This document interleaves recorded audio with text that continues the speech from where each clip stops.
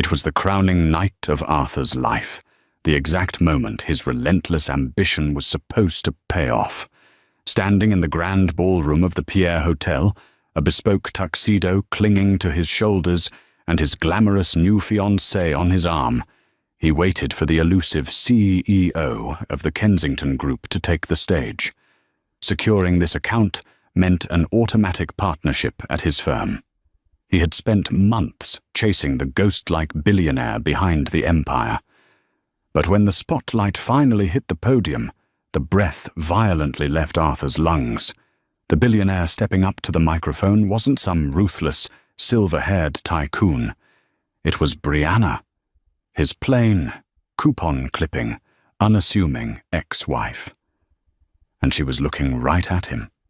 Arthur Sterling had always believed that a man was only as successful as the woman standing next to him. When he first met Brianna at a coffee shop near Northwestern University, he found her endearing.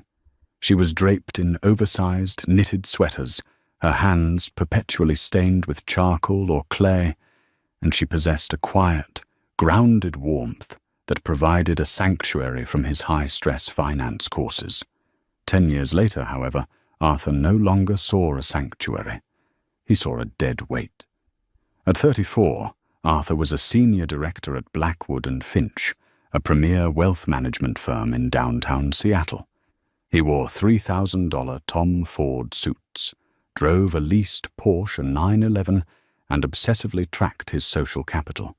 Brianna, on the other hand, had not changed. She remained a middle school art teacher who drove a battered 2012 Subaru Outback with a missing hubcap.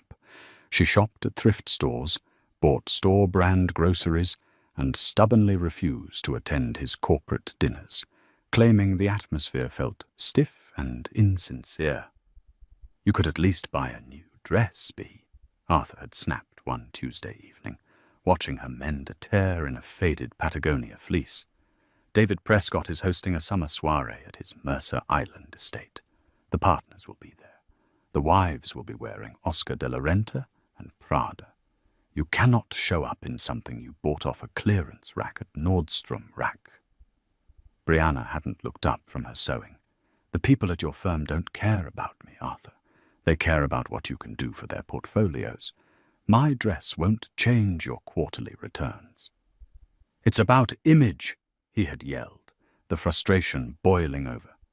"It's about projecting success. How can I convince high-net-worth individuals to trust me with their millions when my own wife looks like she belongs in a soup kitchen line?" Brianna finally stopped sewing. She looked at him, her hazel eyes unreadable, completely devoid of the hurt he expected. "If my appearance is jeopardizing your fragile illusion of success, Arthur, perhaps you should go alone." He did go alone, and that was the night he truly noticed Victoria Ashford. Victoria was the newly appointed Vice President of Public Relations at Blackwood and Finch. She was everything Brianna was not: sleek, cutthroat, flawlessly polished, and fluent in the language of luxury. She wore Cartier Panthers on her wrists and knew exactly which vintage of Bordeaux to order to impress a client. When Arthur stood by the infinity pool at his boss's estate, nursing a scotch and feeling the sting of his wife's absence, Victoria slid up beside him, smelling of Baccarat Rouge 540. "Drinking alone, Sterling?" she purred, her eyes tracing his jawline. Where's the elusive Mrs. Sterling? Still boycotting the bourgeoisie? She wasn't feeling well, Arthur lied smoothly, clinking his glass against hers. "Pity," Victoria whispered, stepping just a fraction of an inch too close. "A man on your trajectory needs a partner who understands the altitude, not someone terrified of heights." That conversation sparked a clandestine, 6-month affair. With Victoria, Arthur felt invincible. They spent weekends in boutique hotels in Vancouver, dining at Michelin-starred restaurants, plotting their ascents to the top of the corporate food chain. Victoria didn't just understand his ambition, she stoked it. She convinced him that he was destined for greatness, and that Brianna was the only anchor dragging him down to mediocrity. The decision to end his marriage didn't come with tears or agonizing guilt. It came with the cold, calculated logic of a business transaction. Brianna was an underperforming asset. It was time to divest. He broke the news on a rainy Sunday morning. Brianna was at the kitchen island of their modest Queen Anne home, calmly sipping Earl Grey tea and reading a paperback novel. Arthur stood in the doorway, his stomach tight, rehearsing the speech he and Victoria had crafted. "Bea, we need to talk," he began, his voice rigid. "I'm not happy. We aren't happy. We're moving in completely different directions." Brianna slowly closed her book, marking the page with a torn piece of paper. "Different directions," she repeated softly. "You mean you want to keep climbing, and you feel I'm holding the ladder too close to the ground? I need a partner who shares my vision for the future." Arthur pushed on, leaning against the doorframe to project confidence. "I'm filing for divorce. I've already spoken to a lawyer. I want this to be amicable, Bea. We can make it clean." He braced himself for the hysterics. He expected her to cry, to beg, to throw her mug at the wall, or perhaps demand half of the substantial savings he had spent years accumulating. Instead, Brianna simply took another sip of her tea, her expression eerily serene. "Clean is fine," she said quietly. "Have your lawyer send the papers to Evelyn Carmichael. She'll handle it on my end." Arthur frowned, thrown off balance by her terrifying lack of emotion. "Evelyn Carmichael? Who is that? Just use my guy, Cobb. We don't need to waste money fighting over this. I'll make sure you get a fair settlement to help you find a new apartment." A faint, almost imperceptible smile ghosted across Brianna's lips. "I prefer my own counsel, Arthur. And don't worry about my living arrangements. I'll be perfectly fine." The divorce proceedings were the easiest Arthur's attorney, William Cobb, had ever witnessed. In fact, it was so easy that Cobb felt compelled to warn Arthur that something might be wrong. "I've been in family law for 30 years, Arthur," Cobb grunted, leaning back in his leather chair, a thick file resting on his mahogany desk. "Spouses who are dumped for younger, flashier models do not simply walk away. They fight for the house. They fight for the retirement accounts. They fight for the dog." "Bea is a pacifist," Arthur replied smugly, checking his Rolex. He had a lunch reservation with Victoria in 20 minutes. "She doesn't care about money. She never has. She's probably relieved to be rid of the pressure." "What did her lawyer say about the settlement offer?" Cobb opened the file, looking perplexed. "That's the thing. Her attorney, this Evelyn Carmichael woman, who operates out of a firm I've never even heard of, rejected your alimony offer." Arthur's heart skipped a beat. Panic flared. "She rejected it? Does she want more? I'm not giving her half my stock options, Cobb. Tell her—" "No, Arthur. Listen to me," Cobb interrupted, raising a hand. "She didn't ask for more. She waived her right to alimony completely. She signed over her equity in the house to you. She doesn't want your retirement, your savings, or your stock options. The only thing she requested was to keep her car, her personal belongings, and full ownership of a small LLC she opened before you were married." Arthur blinked, processing the information. "Wait. She wants nothing?" "Literally nothing." "Nothing," Cobb confirmed, tossing the papers onto the desk. "She signed the final decree this morning. You're officially a single man, with all your assets entirely intact. But Arthur, I looked into that LLC.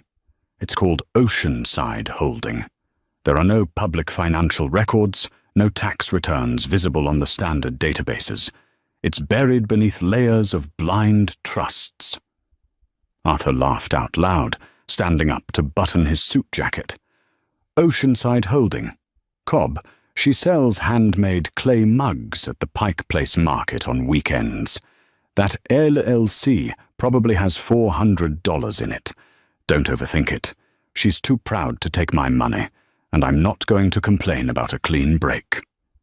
The day Brianna moved out, Arthur made sure he was absent. He couldn't bear the awkwardness of watching her pack her thrifted clothes and art supplies. When he returned home that evening, the house felt remarkably light. Brianna had taken remarkably little. Her books were gone, her canvas paints were cleared from the spare room, and the Subaru was missing from the driveway. On the kitchen counter, she had left her wedding ring, a modest 2-carat princess, cut diamond he had saved for a year to buy, resting next to a single, handwritten note. "Arthur, you finally have the empty canvas you always wanted. Paint whatever you like." B. Arthur tossed the note into the trash, pocketed the ring to sell later, and immediately pulled out his phone to text Victoria. "It's done. She's gone. Come over." Over the next 6 months, Arthur's life transformed exactly as he had envisioned. With Brianna's modest shadow removed, he fully embraced the luxury lifestyle. He and Victoria became a power couple within Seattle's elite circles. They hosted lavish dinner parties, purchased a breathtaking penthouse overlooking Puget Sound, and began planning an extravagant $250,000 wedding in Lake Como. Professionally, Arthur was thriving, but he was hungry for the ultimate prize, the managing partner position at Blackwood and Finch. To secure it, he needed a whale, a client so massive it would cement his legacy at the firm. That whale was Helios Logistics. Helios was a multi-billion-dollar global shipping and logistics conglomerate headquartered in the Pacific Northwest. The company controlled massive supply chains, shipping fleets, and commercial real estate across the globe. For decades, it had been a privately held family empire, notoriously secretive and utterly impenetrable to outside wealth managers.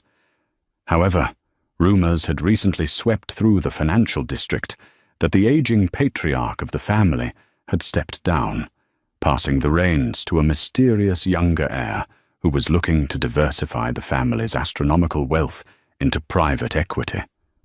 Arthur had spent months schmoozing low-level executives at Helios, sending expensive gifts to their offices and pulling every string he had just to secure an invitation to the Apex Foundation Gala, an exclusive, invite-only philanthropic event where the new CEO of Helios Logistics was rumored to be making their first public appearance. "This is it, Victoria," Arthur said one evening, adjusting his bow tie in the mirror of their penthouse. "If I can get 5 minutes with the new Helios CEO tonight, I can pitch our asset management strategy. Jonathan Prescott told me if I land this account, the managing partner seat is mine." Victoria, stunning in a backless, emerald green silk gown, wrapped her arms around his waist and kissed his cheek. "You're going to dazzle them, darling. You were made for rooms like this, and I'll be right by your side to seal the deal." Arthur smiled, looking at their reflection. They looked wealthy, powerful, and unstoppable. It was a far cry from the faded Patagonia fleeces and missing hubcaps. He had finally curated the perfect life. He had absolutely no idea it was about to implode. The Fairmont Olympic Hotel had been transformed into a glittering palace of excess for the Apex Foundation Gala.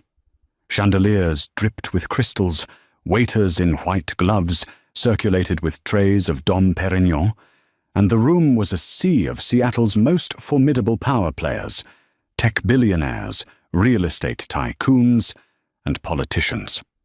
Arthur felt an electric buzz of adrenaline as he navigated the room with Victoria on his arm. He shook the right hands, laughed at the right jokes, and kept a predatory eye on the VIP section, waiting for the arrival of the Helios executives.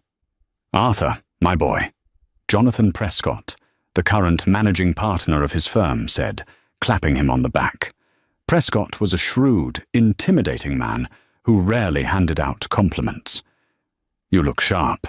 And Victoria, radiant as always. "Are you ready for tonight, Arthur? I'm told the new head of Helios is fiercely private, but brilliant. They've completely restructured the company's European holdings in just 6 months." "I'm ready, Jonathan," Arthur replied smoothly. "I've memorized their entire global portfolio. Whatever their vision is, Blackwood and Finch is going to be the engine that drives it." "Good," Prescott nodded, taking a sip of his martini. "Because the board of directors is watching. Secure a meeting tonight, Arthur, and your future here is set in stone." At 8 o'clock, the lights dimmed, and the low murmur of the ballroom faded into a hushed, anticipatory silence. The chairman of the Apex Foundation, a venerable former senator, stepped up to the grand podium at the front of the room. "Ladies and gentlemen," the chairman's voice boomed through the speakers, "tonight we are here to celebrate unprecedented generosity.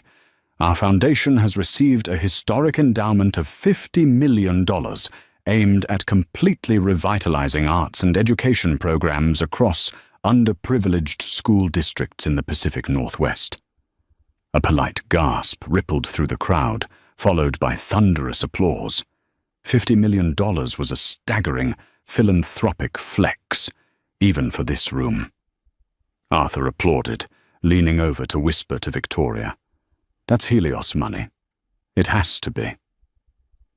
"As many of you know," the chairman continued, "the family behind this donation has spent generations building one of the most powerful logistics empires in the world.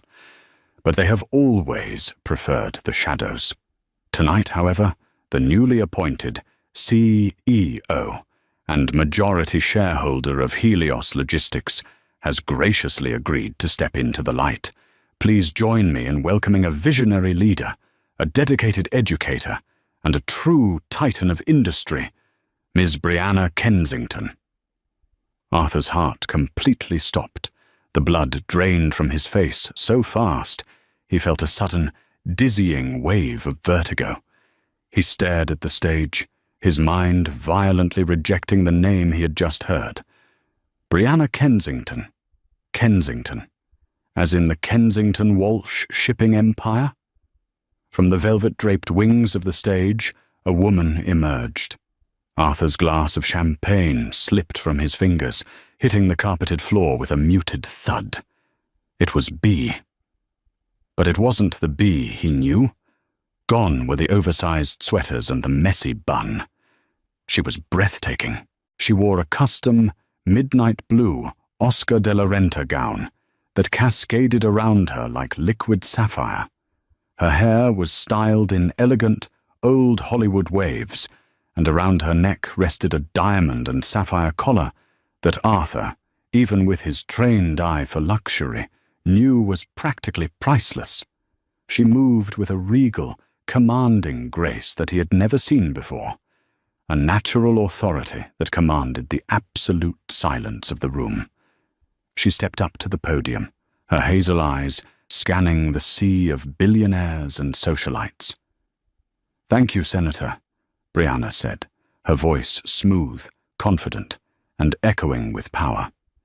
"For years, my family believed that wealth was a tool to be wielded quietly. I spent the last decade working as a middle school art teacher, living a very ordinary life. I did this because I wanted to understand the world without the insulation of $1 billion safety net. I wanted to know what people valued when they thought there was nothing to gain." Arthur felt as though he had been hit by a freight train. He couldn't breathe. He couldn't move. Victoria was gripping his arm, her perfectly manicured nails digging into his tuxedo jacket. "Arthur," Victoria hissed, her voice trembling. "Arthur, isn't that your ex-wife?" Arthur couldn't answer her. He just stared in absolute, paralyzing horror as Brianna continued her speech. "I learned a lot during my time living an ordinary life," Brianna said, her eyes slowly sweeping across the ballroom. And then her gaze stopped. It locked directly onto Arthur, standing frozen in the middle of the crowd. Even from 50 feet away, Arthur could see the cold, unyielding fire in her eyes. It was the same look she had given him on the day he demanded a divorce. "I learned," Brianna said softly, never breaking eye contact with him, "that many people are seduced by the illusion of success. They value the packaging over the contents. They will discard gold because it doesn't glitter loudly enough for their taste." A few chuckles rippled through the crowd, appreciating the metaphor. But Arthur felt sick to his stomach. Every word was a meticulously aimed sniper bullet. "Tonight," Brianna concluded, finally looking away from him, "Helios Logistics steps into a new era. We are looking for new partnerships, new investments, and a new vision for the future. Thank you." The ballroom erupted into a standing ovation. Jonathan Prescott was clapping enthusiastically, turning to Arthur with wide eyes. "Sterling, did you hear that?" Prescott demanded over the applause. "She's a former teacher. You used to be married to a teacher, didn't you? Get up there. Use that charm of yours. If we don't get a meeting with her by the end of the night, heads will roll." Arthur felt his knees go weak. The LLC, Oceanside Holding. It wasn't a pottery business. It was the shell company that managed the Kensington family trust. The Evelyn Carmichael lawyer wasn't a cheap strip mall attorney.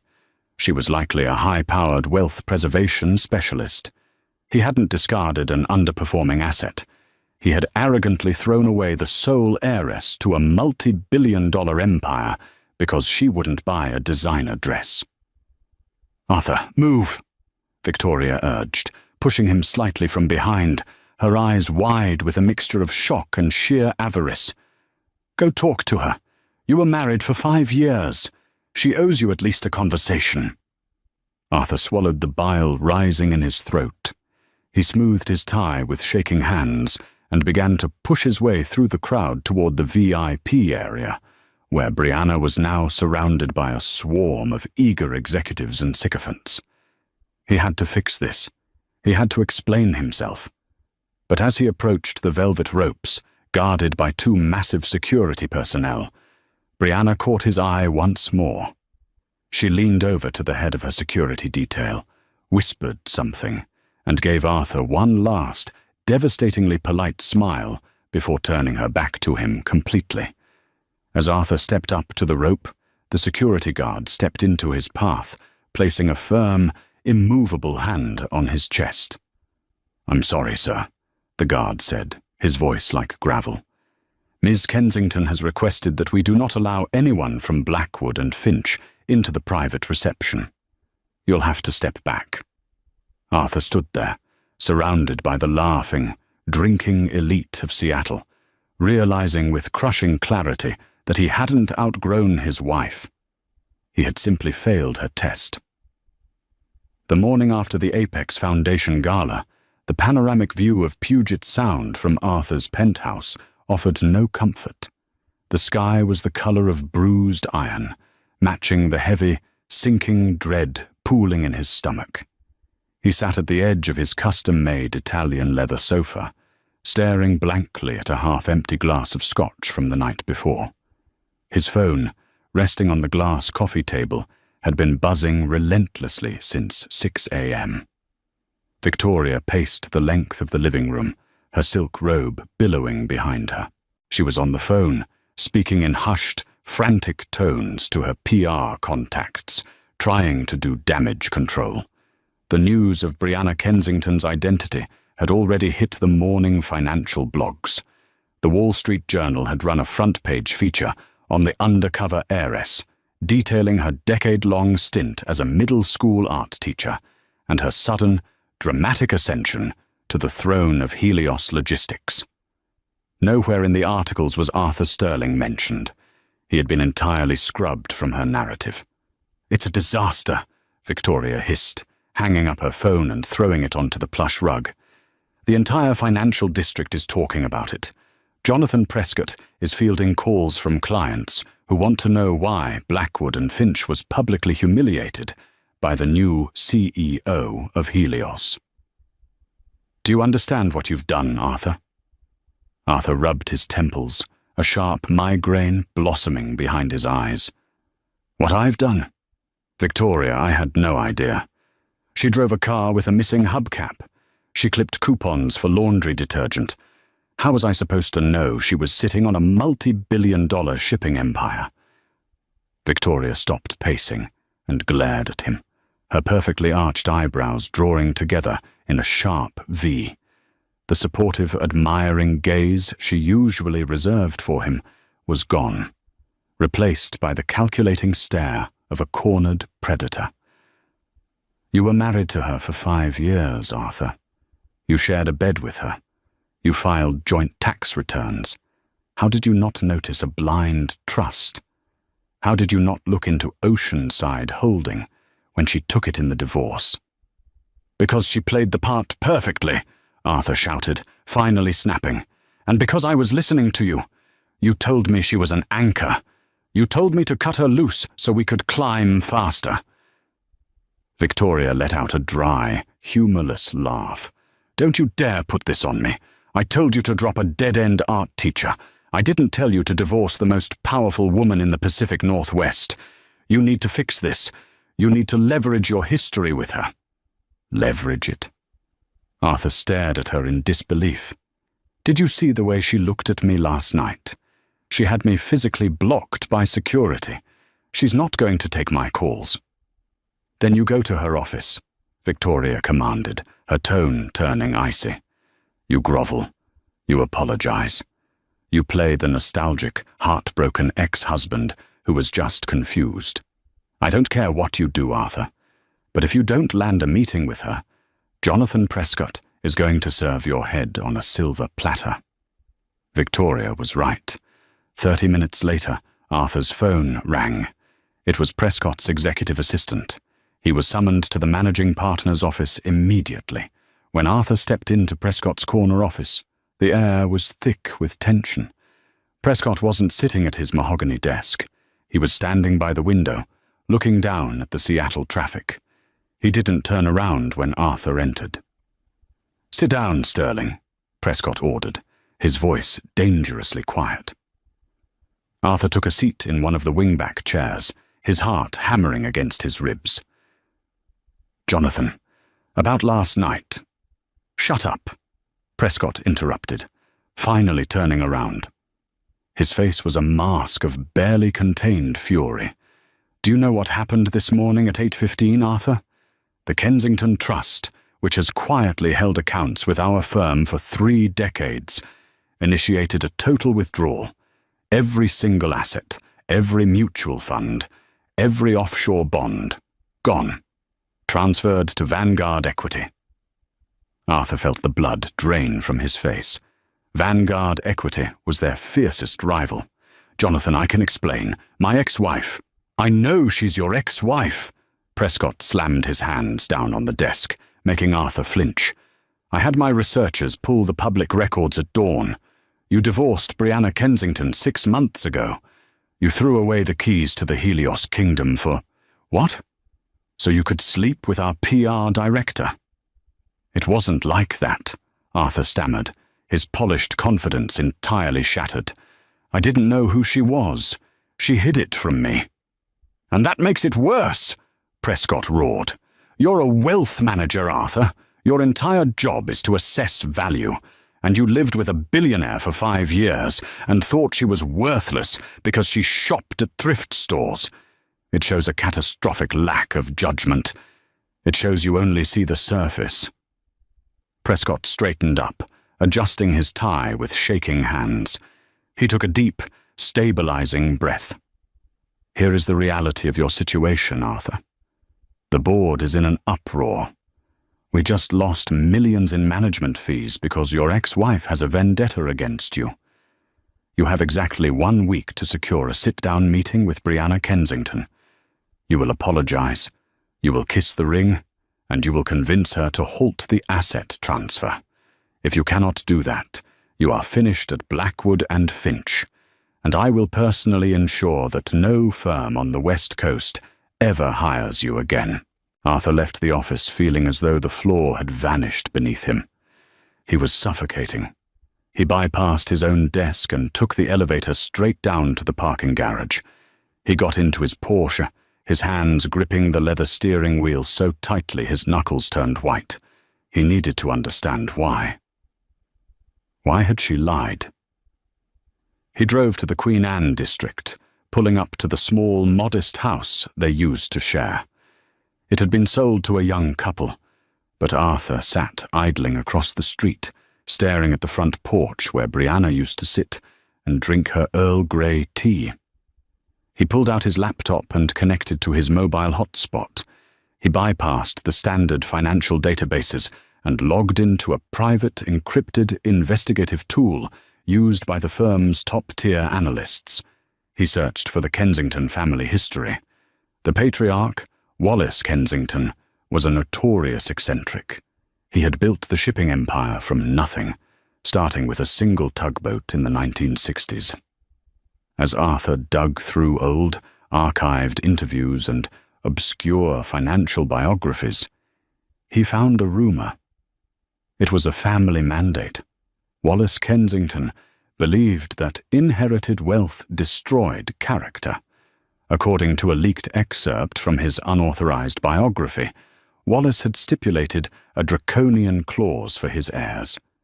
Before taking control of the family trust or the company, the heir had to live entirely independently, strictly on an average middle-class salary for exactly 10 years.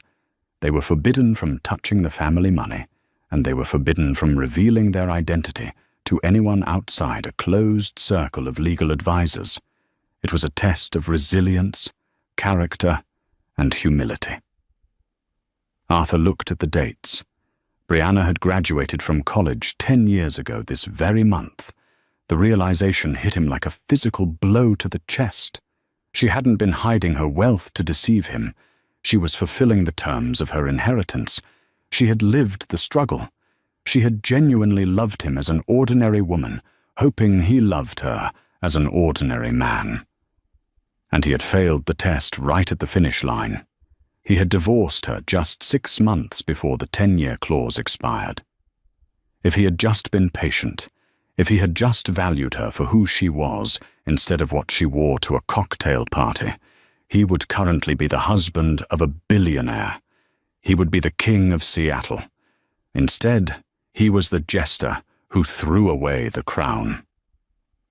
Securing a meeting with the CEO of Helios Logistics through official channels proved impossible.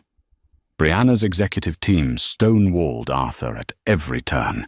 His emails bounced back with automated replies, and his phone calls to the Columbia Center were politely but firmly disconnected by receptionists who clearly had his name on a blacklist.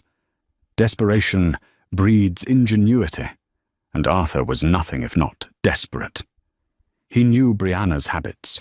He knew that despite her new billionaire status, she was fundamentally the same woman who loved local art and quiet spaces. He scoured the social calendars of every major art gallery in Seattle. On a rainy Thursday evening, he found his opening. The Luminous Gallery in Pioneer Square was hosting a private, invite-only auction to benefit underfunded public school art programs, a cause Brianna had championed when she was a teacher. Arthur pulled every favor he had left, bribing a gallery curator he had previously advised on a tax loophole just to get his name on the guest list. When Arthur arrived, the gallery was humming with low jazz and the clinking of champagne flutes. He spotted her almost immediately. Brianna was standing in front of a massive, abstract canvas holding a sparkling water. She was wearing a sharply tailored, charcoal grey Tom Ford pantsuit, ironic, considering his past criticisms, that radiated authority. Her security detail lingered discreetly a few feet away. Arthur took a deep breath, smoothed his Xenia suit jacket, and approached her. "The brushstrokes remind me of the watercolor you painted of Mount Rainier on our honeymoon," Arthur said softly, stopping just out of arm's reach. Brianna didn't flinch. She slowly turned her head, her expression unreadable, though a flicker of cold amusement danced in her eyes. "Hello, Arthur." I was wondering how long it would take you to circumvent my receptionists. I must admit, bribing the curator was a nice touch. Very on brand for you. Arthur swallowed hard, ignoring the barb. "Bea, please, I need 5 minutes. Just 5 minutes to explain." Brianna turned fully to face him. The warmth he used to see in her hazel eyes was entirely extinguished. "There is no Bea anymore, Arthur, and there is certainly nothing you need to explain. Your actions 6 months ago were remarkably articulate." "I was wrong," Arthur pleaded, lowering his voice so the nearby patrons wouldn't hear.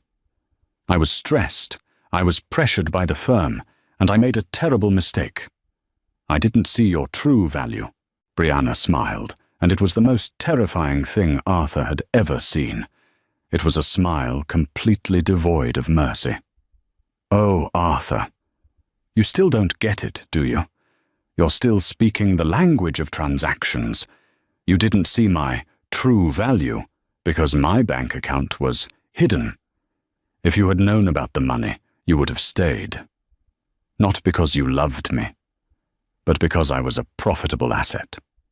"That's not true," Arthur lied, though his voice cracked slightly. "We built a life together.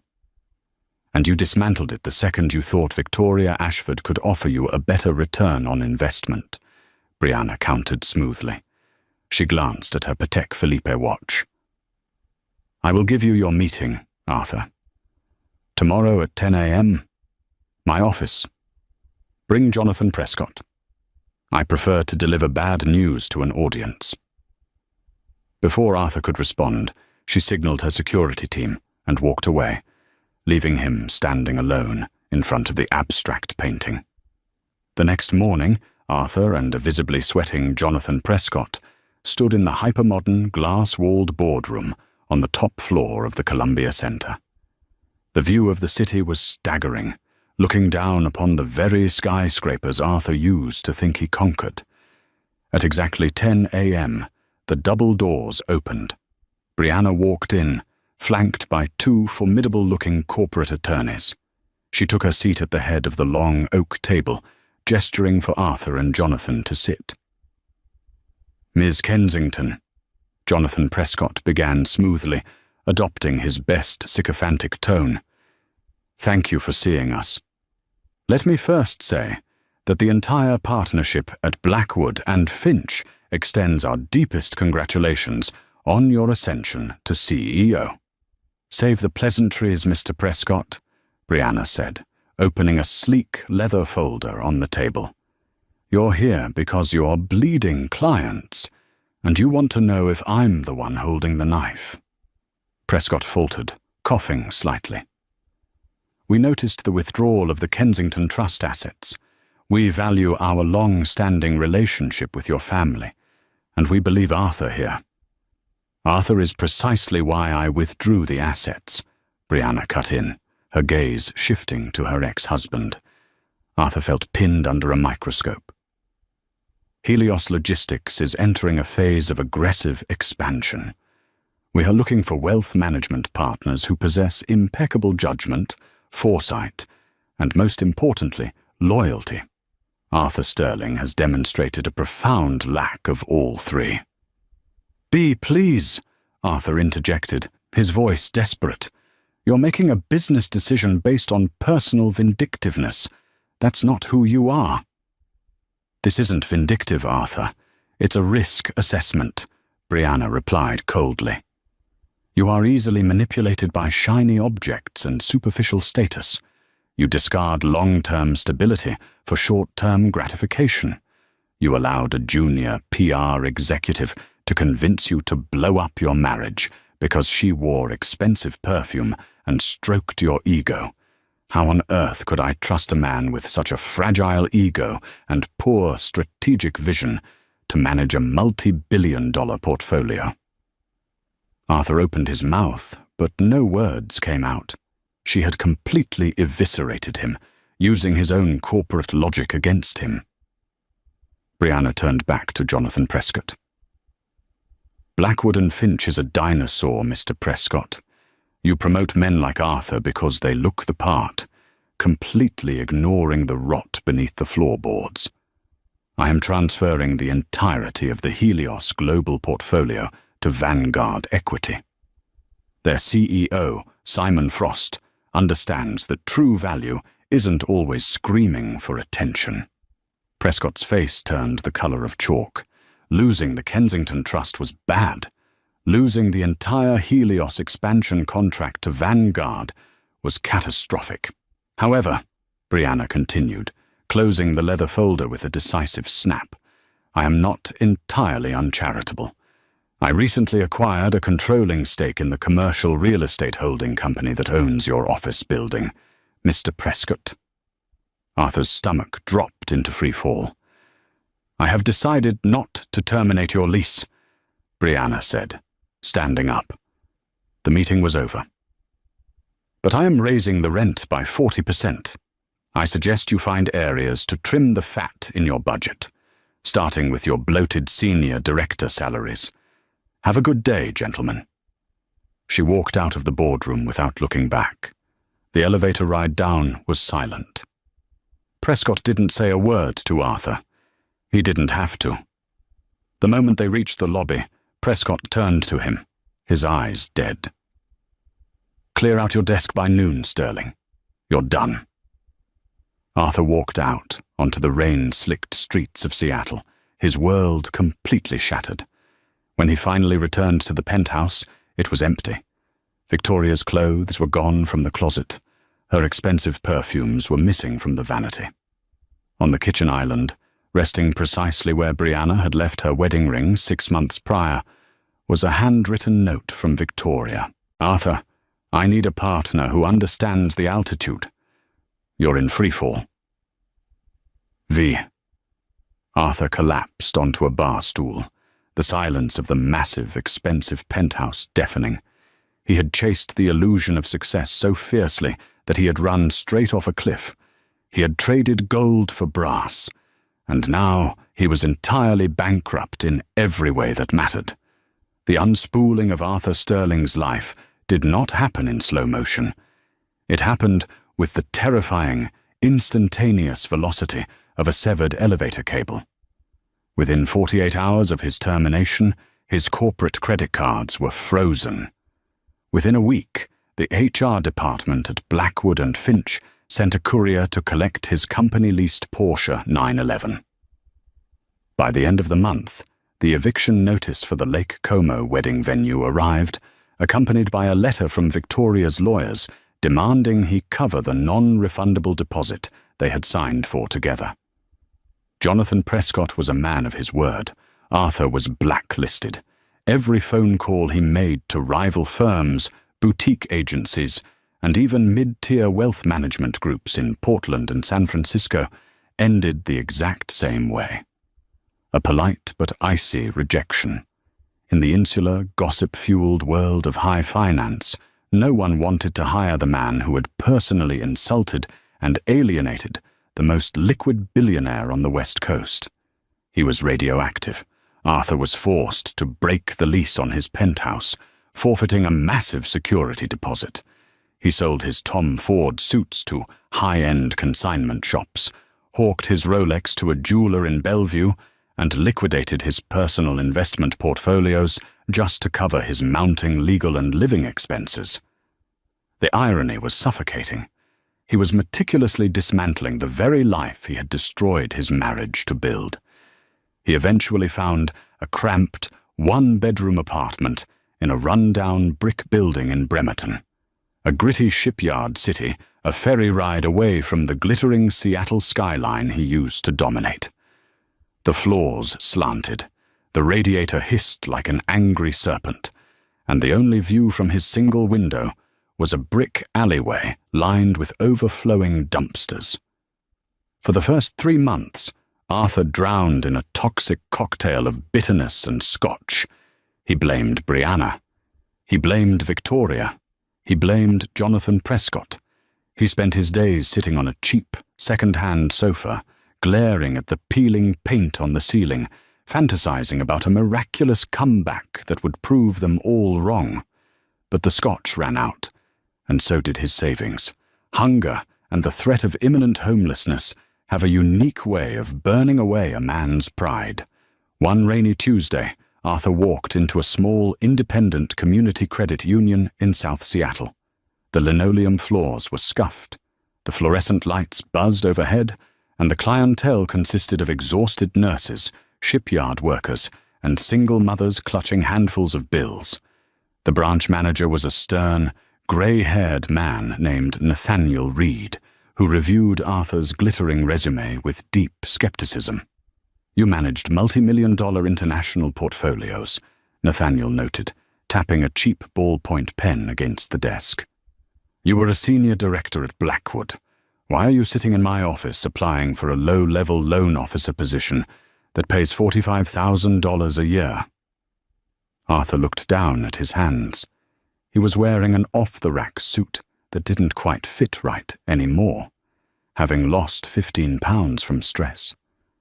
He thought about lying. He thought about spinning a tale of wanting a lifestyle change or giving back. But he was so profoundly tired of the hustle.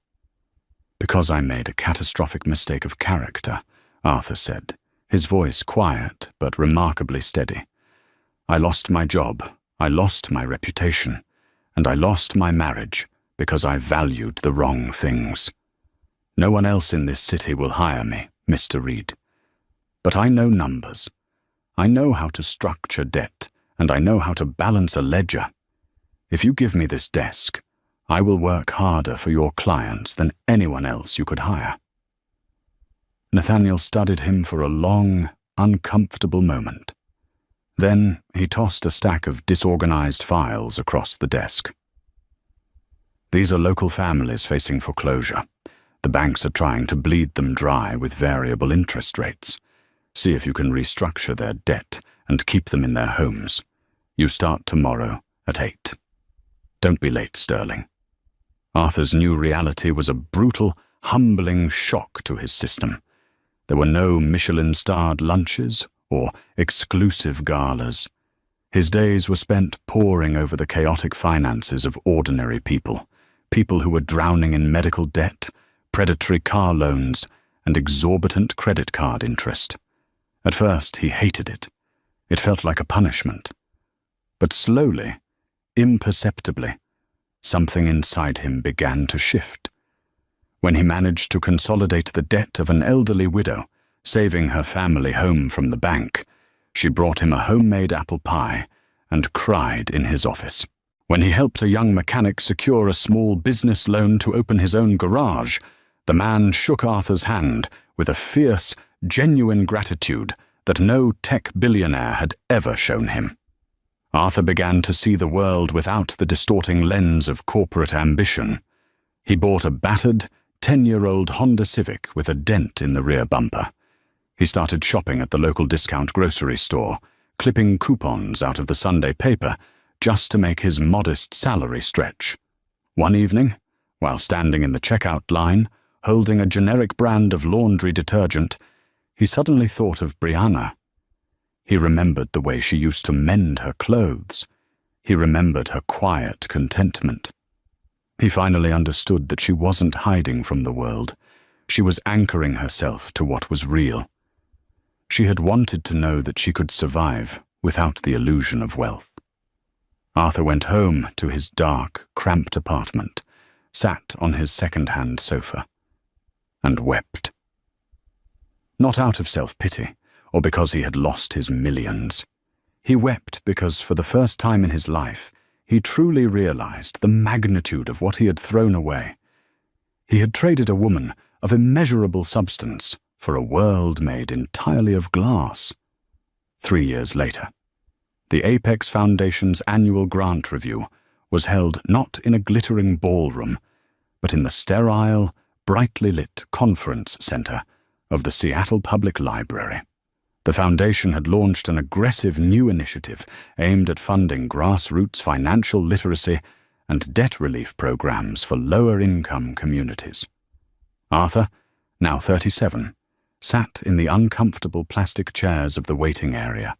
He was the director of community outreach for the South Seattle Credit Union.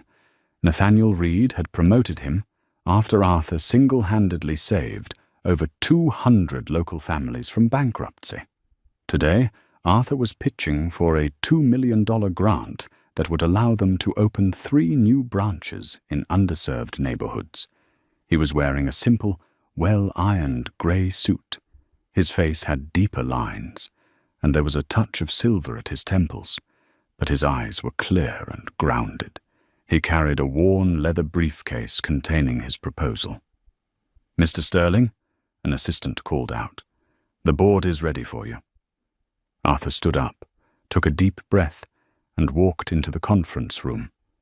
A panel of 5 foundation executives sat behind a long table, but the center seat was occupied by the chairwoman of the Apex Foundation, Brianna Kensington.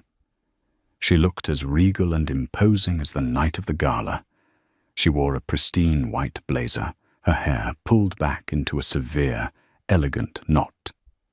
When Arthur walked in, a brief, imperceptible flicker of surprise crossed her features, but she quickly masked it with a professional, impassive stare. Arthur's heart gave a heavy, painful thump, but he didn't falter. He didn't look away, nor did he shrink.